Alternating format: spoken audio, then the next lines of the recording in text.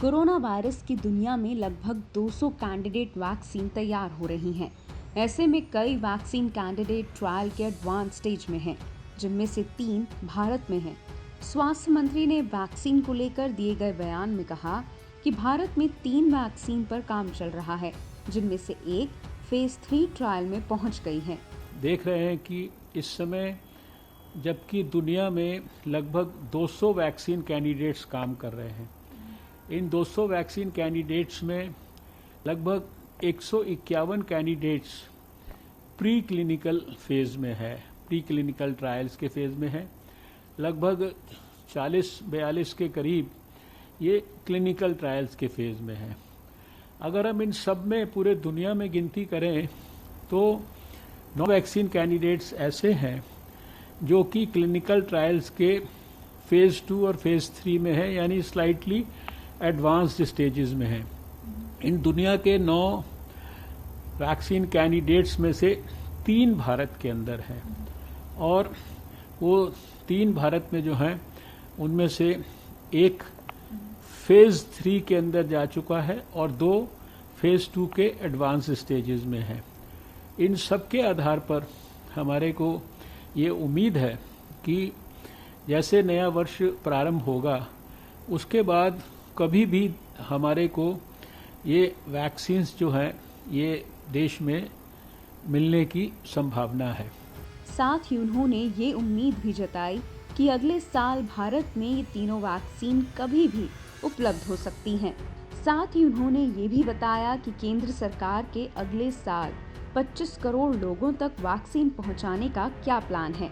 आज इस प्रेजेंटेशन में भी बताया गया है कि हमारी उम्मीद है कि जुलाई तक हम देश में 400 से 500 मिलियन डोजेस वैक्सीन के उपलब्ध करा के देश के 20 से 25 करोड़ लोगों को वैक्सीन देने की क्षमता रख पाएंगे।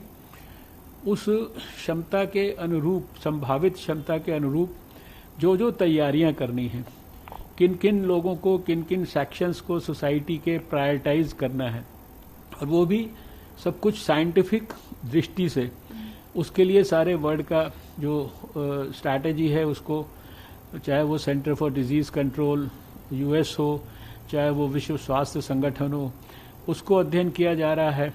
उसके लिए डिजिटल प्लेटफॉर्म्स को जो है उसके वैक्सीन के डिलीवरी के हिसाब से तैयार किया जा रहा है, ई-विन प्लेटफॉर्म जो है, और साथ में सारी स्टेट गवर्नमेंट्स को उसके लिए तैयार किया जा रहा है, उनसे लिस्टें वगैरह सब प्रकार की बनवाई जा रही हैं।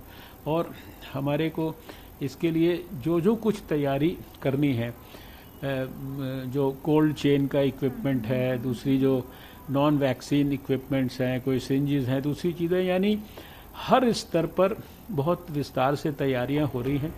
इससे पहले अपने संडे संवाद में हर्षवर्धन ने ठंड में इस वायरस के बढ़ने के सवाल पर जवाब देते हुए कहा था कि कोविड-19 के 4 प्रकार ठंड में तेजी से फैलते हैं, तो ऐसे में लोगों को ज्यादा सावधानी बरतनी चाहिए। 1 मिलियन से लगातार कम है, और पिछले 5-6 दिन से देखें तो और भी ज़्यादा जो है एक लेवल से कम है। हमारा दुनिया में सबसे ज़्यादा रिकवरी रेट लगभग 87% के आसपास पहुंच रहा है।